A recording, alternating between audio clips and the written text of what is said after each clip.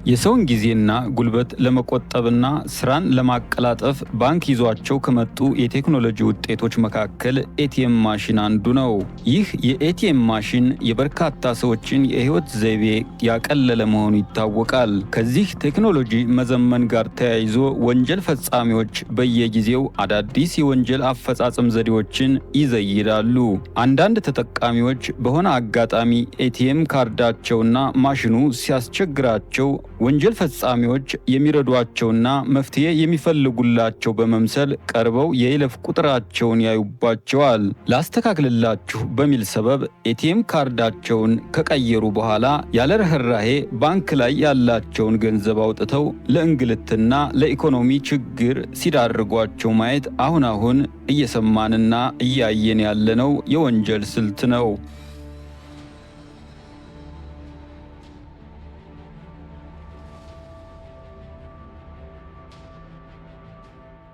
የአዲስ አበባ ፖሊስ ዋና ጠቅላይ መምሪያ በተለያየ ጊዜና ዘዴ አታለው ኤቲኤማቸውን በመቀየር ብር ያወጡ ወንጀል ፈጻሚዎችን በቁጥጥር ስር በመዋል ተገቢውን ምርመራ አጣርቶ በሕግ እንዲጠየቁና ተገቢ ቅጣት እንዲያገኙ ዘወትር እየሰራ ይገኛል። ለአብነትም በቅርቡ በየካ ክፍለ ከተማ በኤቲኤም ካርድ ብር የሚያወጡ ሰዎችን አጠቃቀማችሁ ትክክል አይደለም፣ ትክክለኛውን መንገድ ላሳያችሁ በማለት አታለው የይለፍ ቁጥር ካዩ በኋላ ኤቲኤም ካርድ ቀይረው ከሌላ ቅርንጫፍ በመሄድ ብር አውጥተው የተሰወሩ ወንጀል ፈጻሚዎችን የየካ ክፍለ ከተማ ዋና ፖሊስ መምሪያ አንደኛውን ተከሳሽ በእስራት እንዲቀጣ አድርጓል። ተመሳሳይ ወንጀል የፈጸመችን ተጠርጣሪ ይዞ በአቃቤ ሕግ ክስ አስመስርቷል።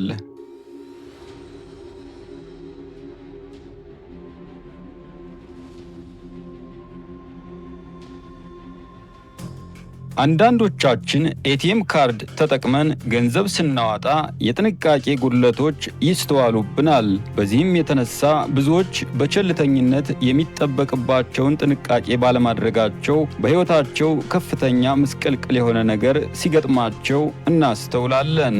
በእንደዚህ አይነት ሁኔታ ባልጠበቁት ሁኔታ የይለፍ ቁጥራቸው በሌላ ሰው ታይቶ ኤቲኤም ካርዳቸው ተቀይሮባቸው እንዲሁም የለፉበት ገንዘብ ተወስዶ መታለላቸውን ከሌላ ሶስተኛ ወገን እንደሰሙ ያነጋገርናቸው የግል ተበዳዮች ይገልጻሉ።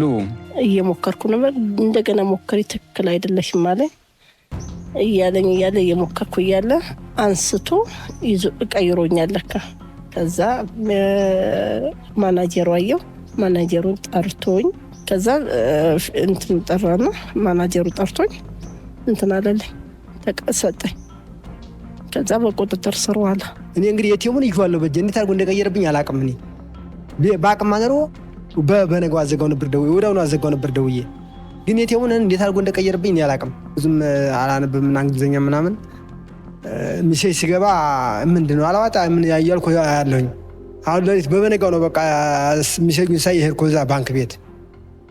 አሁን ሰድ ብሩ ወጥቷል እኮ ያለ 15 ሺህ ብር ብቻ ነው አሉኝ። አሁን ሲሉ በቃ ስደነግጥ አይዞህ አሉና አረጋግተው በልችንም ደግሞ አሁን ሳያወጣብህ አውጣታሉና ያችን አውጥተው ሰጥተውኝ ነው ወደዚህ የመጣው ላመለክት። በወሩ መሰለኝ ደውለው ሌላ ቦታ ሲያጭበረብር ተያዘ ምናምን ተብሎ ፈረንሳይ ለጋሲዮን ነው ብሎ ነገሩኝ። ኡስማን ሐሰን ትባላለህ ሲሉኝ አዎ ኤቲኤም ጠፍቶብኝ ሀል ሲሉኝ ማነው አካውንት ታውቋልን ያለ መጀመሪያ አይን ያላቀውም አልኩት። ለምን ፈራሁኝ ደግሞ ምን ተፈጠረ ብዬ። አሁን ከዛ ሲነግረኝ አዎ ልክ ነህ እኔ ግን አውቀዋለሁኝ፣ ግን ትንሻው ውስጤ ስለፈራ በገዛ እንትኑ አንተ ወንጀል ተገባሁ ስለያዘው እሱ ወንጀል ሰርቶበት ሆነ ብዬ ማለት ነው።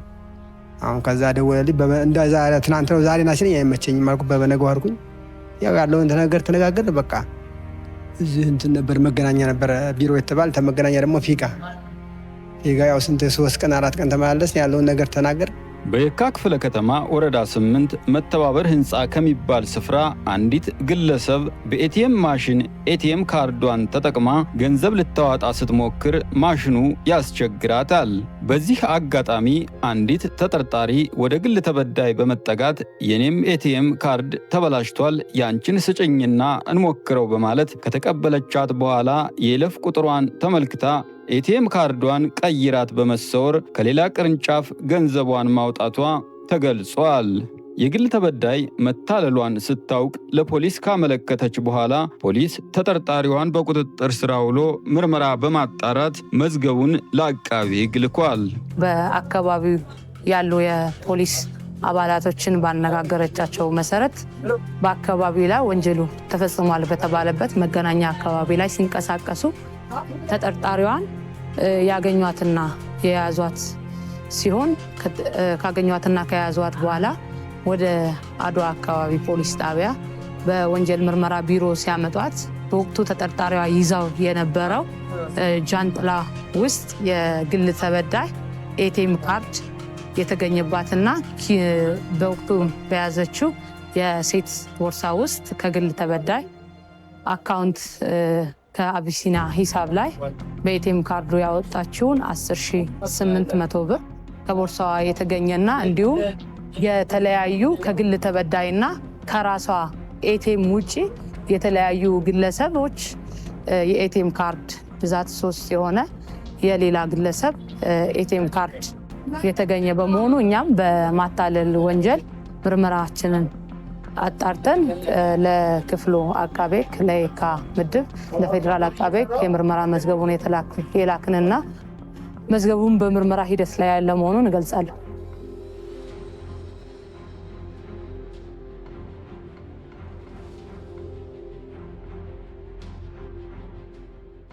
ሌላው የወንጀል ድርጊት የተፈጸመው ደግሞ በየካ ክፍለ ከተማ ወረዳ 1 ፈረንሳይ ማዞሪያ እየተባለ ከሚጠራው ስፍራ በተመሳሳይ ወንጀል አለማየሁ ስጋቴ የተባለው ተከሳሽ ከኤቲኤም ማሽን ገንዘብ ልታወጣ እየሞከረች ያለችን ግለሰብ ማሽን ሲያስቸግራት ተጠግቶ የሚረዳት በመምሰል የይለፍ ቁጥሯን በማየት ኤቲኤም ካርዷን ቀይሮ ሊሰወር ይሞክራል።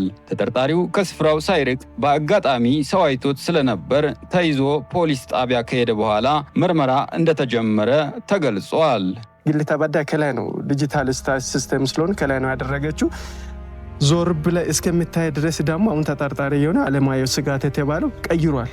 ኢቴሙን ከቀየረ በኋላ ቀይሮ ሌላ ኢቴም ቦታ ላይ አስቀምጦ ቀይሮ ሲሄድ ደግሞ ኢትዮጵያ ንግድ ባንክ የፈረንሳይ ማዞሪያ ዋና ማናጀር እዛ ቁጭ ብሎ ደግሞ በሳቱ ምሳ እየበላ ስለነበረ የሚያደርጉት ነገር ድርጊቱ ደግሞ ከዚህ በፊትም እንደዚህ አይነት ተመሳሳይ ድርጊት እየተፈጸመ ስለነበረ ስከታተል ነበር። ይህ ሰው የምን አይነት ስራ ነው የሚሰራው በሚል ስከታተል ስለነበረ ቀይሮ ሲሄድ አየው። ከዛ ደግሞ በአካባቢ ማህበረሰብ ጋር ሆኖ ደግሞ የተጠርጣሩ ተከታትሎ ይያዛል። ተከታትሎ ከያዘ በኋላ ወደ እኛ ጋር ይገልጻል። እኛም ደግሞ ቦታ ላይ ደርሰን ተጠርጣሩን ይዘን ካመጣን በኋላ ደግሞ በተቀናጀው መልኩ ደግሞ የስፋት ምርመራ እናደርጋለን። ተከሳሹ ሲያዝ የተለያዩ የሌላ ሰው ኤቲኤም ካርዶች የተገኙበት ሲሆን በሰውና በሰነድ የተጠናከረ ምርመራ በማድረግ መዝገቡ ለአቃቢ ሕግ ተልኮ ክስ ተመስርቶበታል።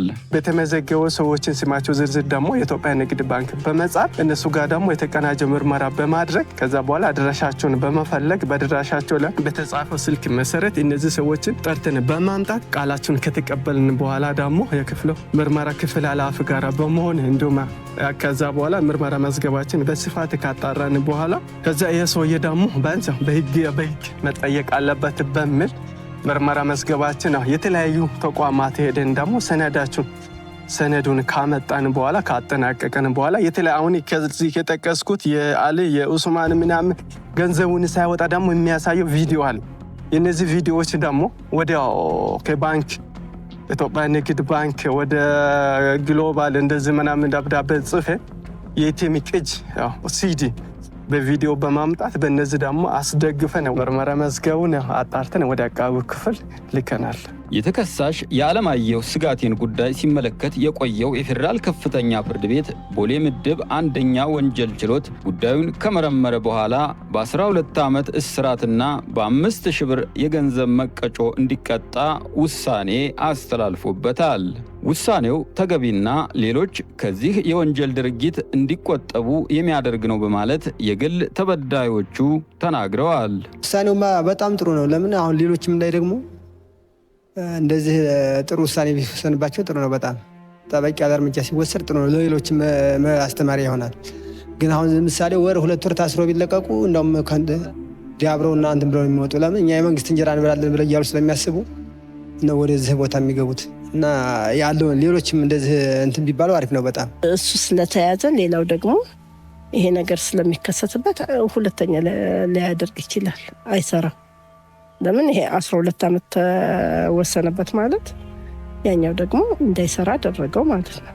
ዘመኑ የቴክኖሎጂ ነው። ይህንን ቴክኖሎጂ ስንጠቀም ደግሞ በጥንቃቄ መሆን አለበት። ገንዘብ ለማውጣት ኤቲኤም ካርድ አማራጫቸው የሚያደርጉ ሰዎች ከጎንና ከኋላዬ ማን አለ ብለው በአጽንኦት በማየትና የይለፍ ቁጥራቸውን ጥብቅ በሆነ ሚስጥር በመጠቀም መሰል የማታለል ወንጀልን መከላከል ይገባል። ያው እነሱ አሁን ምሳሌ ቁጥር ስትመታ ያውሃል ልብ ብለው ቁጥሯን ነው የሚያዩት። እነሱ በአሻራ የምታወጣት ሆነ ተሎ ብላ አሻራ አድርገህ በኪስ ማድረግ፣ ያ ደግሞ ውስጥ የሚገባው ሆነ እንደወጣ ተሎ ብላ በኪስ ማድረግ ነው። አካውንቱ ብሩ ቢሄድ ይሻል ታንትኑ ቲቲኤሙ ማለት ነው። አሁን ብሩ ምናልባት ተዋጣ 4 ሺህ ብር 5 ሺህ ብር ወይ 2 ሺህ ብር ላይ ሞላም ይችላል የምትዋጣው ብር። ያ የቲኤሙ ተሚሄድብህ አንደኛ ብዙ እንጎል ያለው፣ ሁለተኛ ደግሞ የሚወጣብህ ብር ቀላል፣ የሚጠፋብህ ብር ቀላል ነው። የቲኤሙን አሁን ተያዝ ካጥብቀህ እንደ ይላል። አሁን ከዚህ ወዲያ አውጥቼ ተሎ ብዬ ነው ኪስ ማድረግ። ማህበረሰቡን መጠንቀቅ ያለበት ያው እንደዚህ አይነት ወንጀል ድርጊት ፈጻሚ የሆኑ አካላት መጀመሪያ ምንድነው የሚያደርጉት? አመልካቾችን ወይም የተበዳዮችን ትኩረት በመሳብና ጓደኛ መስሎ በመቅረብ ይህን ድርጊት የሚፈጽሙና የተለያዩ የኤቲኤም ማሽን ቦታዎች ላይ በቅርበት በመጠጋት የሚስጥር ቁጥራቸውን የሚያዩ ሲሆን በዚህ ሰዓትም መጠንቀቅ ያለባቸው አንደኛ የማያውቁትን ሰው ባያቀርቡና ስለዚህ በኤቲኤም ጉዳይ ባይነጋገሩ ነው የሚለው። ሁለተኛው ደግሞ በኤቲኤም ማሽን ገንዘብ በሚያወጡበት ሰዓት በአቅራቢያቸው ሰው ባይሆንና ርቀታቸውን ጠብቆ ገንዘባቸውን ወጪ ቢያደርጉ ከእንደዚህ አይነት ወንጀል ተጠቂ ከመሆን ይቆጠባሉ ብዬ አስባለሁ። በአሁኑ ታይም ላይ ደግሞ በዲጂታሉ ሲስተም ስለምጠቀም አብዛኞቹ ኤቲኤሞች ደግሞ ውስጥ ስለማይገባ ከላይ ስለሚደረግ ዋና ነገር እነሱ ደግሞ እይታቸው ኤቲኤም ላይ ብቻ ስለሆነ ከስር ላይ ያለው ደግሞ ማነው፣ ከኋላ ጀርባ ላይ ያለው አጠገብ ላይ ያለው ደግሞ ማነው፣ ምን እየተደረገ ነው፣ ምን እየተከናወነ ነው ያለው ነገር ደግሞ ጥንቃቄ ስለማያደርጉ አሁን ደግሞ በተሻለ በተለይ እንደዚህ አይነት ወንጀል በየቦታ እየተፈጸመ ነው ያለው። ለዛ ስለሆነ ማህበረሰቡን ህዝቡን ደግሞ ገንዘቡን ለማውጣት ሲሄዱ ደግሞ ጎኔ ላይ ደግሞ ምን አይነት ሰውዬ ነው ያለው ቅድም አሁን ይሄስ ተጠርጣሪ ወንጀሉን ሲፈጸም መጀመሪያ ደግሞ የኤቲኤሙን ካርዱን ቁጥሩ ሚስጥሩን ያያል። ካወቀ በኋላ ነው ኤቲኤሙን ቀይሮ የማይሰራን የሌላ ሰው ገንዘብ ኤቲኤም ቀይሮ አስቀምጦ ይሄዳል። እሱ ደግሞ ከዛ ዞር ካለ በኋላ ሌላ ቅርንጫፍ ላይ ሄደ ነው በዛ ኤቲኤም ካርድ ሚስጥር ቁጥሩ ነው ገንዘቡን ስለማያወጣ ህዝቡን ደግሞ ወደፊት ደግሞ ጥንቃቄ ቢያደርጉ